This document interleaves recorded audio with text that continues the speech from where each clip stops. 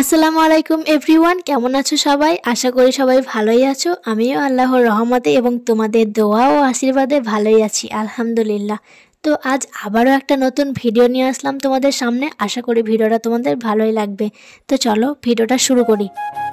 ঘুম থেকে উঠেই আজকে আর বিছানা গোছাইনি, কারণ আজকে বেড কভার আর বালিশের কভারগুলো কাচবো, মানে ওয়াশ করব আর কি। তাই এক এক করে সব কভারগুলো খুলে ফেললাম। আরো অনেক জামা কাপড় আছে নোংরা হয়ে, সেগুলো সব কাচবো আজকে। তাই সব জামা কাপড়গুলোকে এক জায়গায় করে রেখে দিলাম।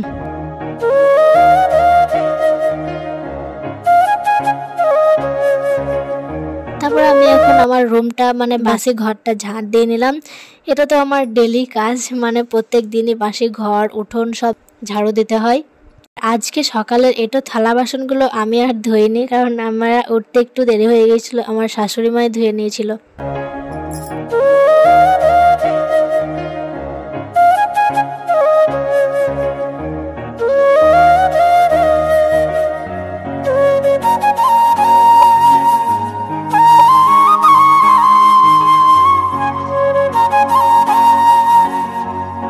যাই হোক, তারপরে আমি এখানে ব্রাশ করছিলাম আর জামা কাপড়গুলোকে সব এখানে জড়ো করে রেখে দিয়েছিলাম। এইগুলোই আজকে সব কাচবো। তো এখন ব্রাশ করে মুখটা আমি ধুয়ে নিলাম। তারপরে আমি বসে গেলাম চা খেতে। আর আজকে আমি আলু মাখিয়ে মুড়ি আর চা খাচ্ছিলাম। চা যদিও আমি খাই না সকালে, চা খেতে একদমই ভালো লাগে না। তবে এখন যেহেতু হালকা হালকা শীত পড়েছে, তাই সকালে চাটা খেতে বেশ আরাম লাগে। তো এখন আমি আর মা গল্প করতে করতে চা খাওয়া কমপ্লিট করে নিলাম। তো তারপরে আমি এখানে জামা কাপড়গুলোকে সব সার্ফ দিয়ে ভিজিয়ে দিলাম, আর ভিজিয়ে কিছুক্ষণ রেখেও দিয়েছিলাম। তারপরে আমাদের কলে অলরেডি পানি চলেও এসেছিল, তাই আমি সব কাপড় জামাগুলো কেচে নিলাম।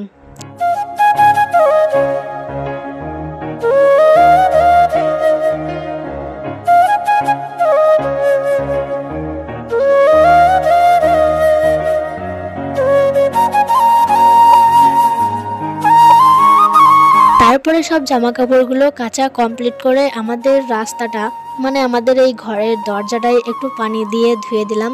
আসলে যে কদিন কলে পানি ছিল না, সে কদিন কিন্তু এই রাস্তাটায় একদম পানি দেওয়া হয় নাই, অনেকটা নোংরা হয়েছিল। তাই এখন যেহেতু পানি চলে এসেছে কলে, তাই ভাবলাম একটু ধুয়ে ঝাড় দিয়ে দিই রাস্তাটা।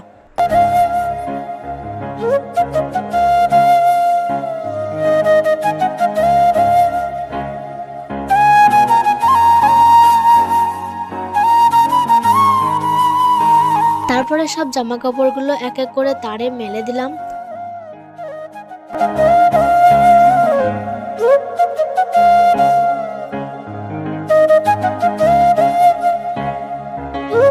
আর তারপরে আমি এখানে খাবার পানিগুলো বোতলে সব ভরে নিচ্ছিলাম। কলে পানি এসেছে আর আমি ঘরের কোনো কাজকর্ম করব না, এটা তো হতেই পারে না। তারপর আবার ঘর মোছা, এটা তো করতেই হবে। মানে কলে পানি এলে আমার মনে হয় কী কাজ করব সেটাই খুঁজে বেড়াই আর কি। যাই হোক, এখানে আমি ঘরের মানে আমাদের বারান্দাতে একটু পানি দিয়ে মুছে নিলাম।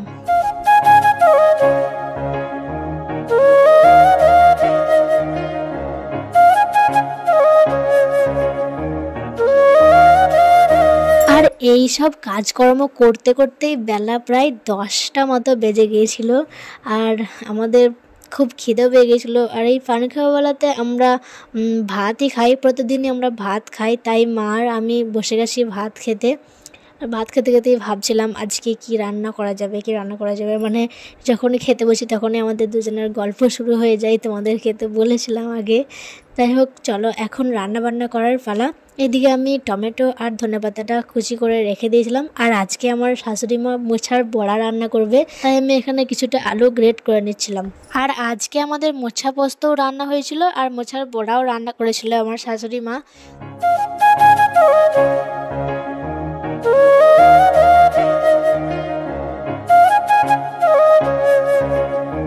যাই হোক, রান্না বান্না সব কমপ্লিট করে গোসল করে বসে গেছি দুপুরের ভাত খেতে।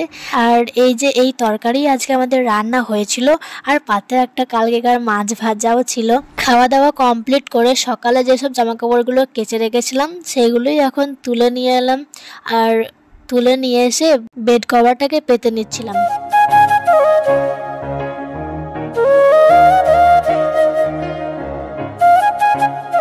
যাই হোক, এই ছিল আজকে সারাদিনের ভ্লগ। কেমন লাগলো জানিও। দেখা হচ্ছে আবার নেক্সট কোনো একটা ভিডিওতে। ততক্ষণ ভালো থেকো, সুস্থ থেকো। Tata, bye bye.